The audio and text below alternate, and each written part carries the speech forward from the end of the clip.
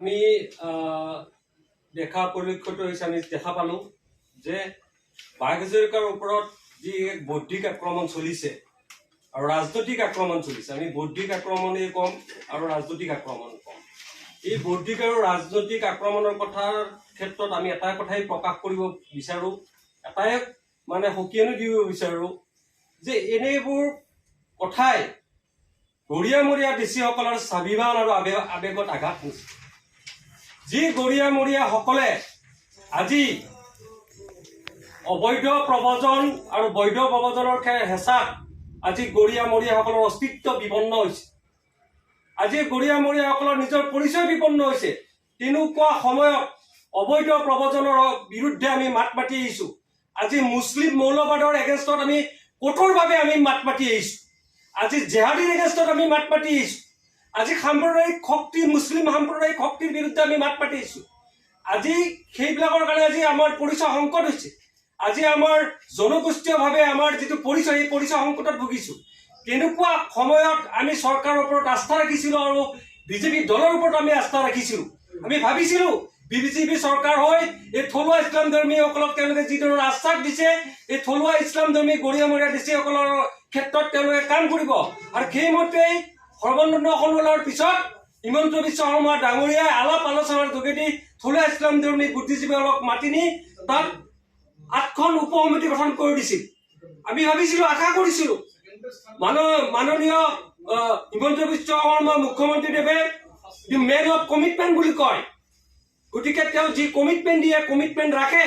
কিন্তু মাননীয় মুখ্যমন্ত্ৰী ডাঙৰীয়াই আমি যিকে আশা কৰিছিলো তেনেকুৱা ধৰণৰ যে আমি আজি যুঁজি অবৈধ প্ৰব্ৰজনৰ এগেইনষ্টত যুঁজি আজি আমাৰ সৰ্বহাৰা হৈছো, আৰ্থিক ৰাজনৈতিকভাৱে দিশহাৰা হৈছো। তেওঁ সেইবিলাক কথা বিধানসভাত উত্থাপন কৰোঁতে তেওঁক আমি আদৰণি জনাইছিলো।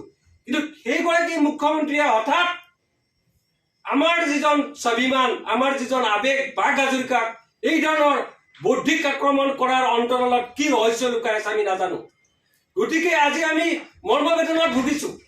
আজি এই ৰাজনৈতিক চক্ৰত পাক চক্ৰত বা ৰাজনৈতিক ষড়যন্ত্ৰৰ কাৰণে আজি বাঘ হাজৰিকাক যিজনে অস্তিত্বহীন কৰিব বিচাৰিছে, আমি গৰিয়ামৰীয়া দেশীসকলকো সংকটৰ পিনে নিবলৈ পৰিচয় সংকটৰ পিনে নিব বিচাৰিছে নেকি?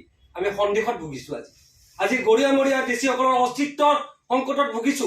বাঘ হাজৰিকাৰ যেনেকৈ অস্তিত্ব নাইকিয়া কৰিব বিচৰা হৈছে, ঠিক তেনেদৰে গৰিয়ামৰীয়া দেশীসকলৰ অস্তিত্ব বিপন্ন হ'ব নেকি? এদিন এওঁলোকক মোগলৰ বংশধৰ বুলি কোৱা হ'ব নেকি? এইবিলাক কথাত আজি আমি আৱেগে গৈছো, শংকিত হৈছো। গতিকে এই ক্ষেত্ৰত এই বৌদ্ধিক আৰু ৰাজনৈতিক ব্যক্তিসকলক আমি সকীয়াই দিব বিচাৰিছো যে বাঘ হাজৰিকাৰ ক্ষেত্ৰত যদি কিবা সন্দেহ আছে, আমাক মাতি নি বৈঠক কৰক। তেওঁলোকে এক বৌদ্ধিক চিন্তাৰ চৰ্চাৰে এই কথাটো বুৰঞ্জীবিদৰ দ্বাৰা, অভিজ্ঞ বুৰঞ্জীবিদৰ দ্বাৰা এক বিশেষজ্ঞ কমিটি বনাই গৱেষণা কৰি উলিয়াওক। আমি তাত বাধা দিয়া নাই। কিন্তু পোনচাতে বাঘ হাজৰিকাক নাকচ কৰা, সন্দেহ কৰা আজি গৰিয়ামৰীয়া দেশীসকলেও কালি সন্দেহৰ চকুৰে চাব নেকি? আজি গৰিয়ামৰীয়া দেশীসকলৰ অবৈধ প্ৰব্ৰজনৰ লগত একেলগে মিক্স আপ কৰা হ'ব নেকি? এই কথাবিলাকে কিন্তু আমি সন্দেহত ভুগিছো।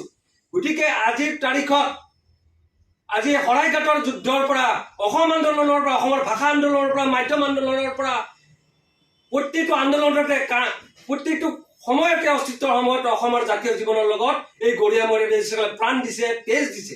আজি সেই গৰিয়ামৰীয়া দেশীসকলক অসমীয়া খিলঞ্জীয়াৰ পৰা, অসমীয়া জাতি সত্ৰৰ পৰা অংগচ্যুত কৰা হ'ব নেকি?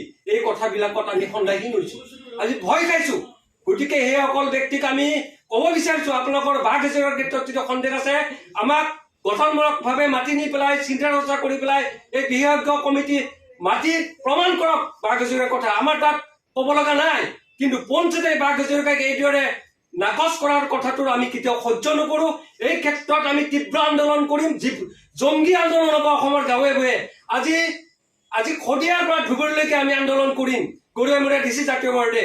এই ক্ষেত্ৰত আমি বাঘ হাজৰিকা সদায় আমাৰ জাতীয় জীৱনৰ, অসমীয়া জাতীয় জীৱনৰ বীৰ হৈ থাকিব, অসমীয়া জাতীয় জীৱনৰ বীৰ হৈ থাকিব, আছিল থাকিব। আমি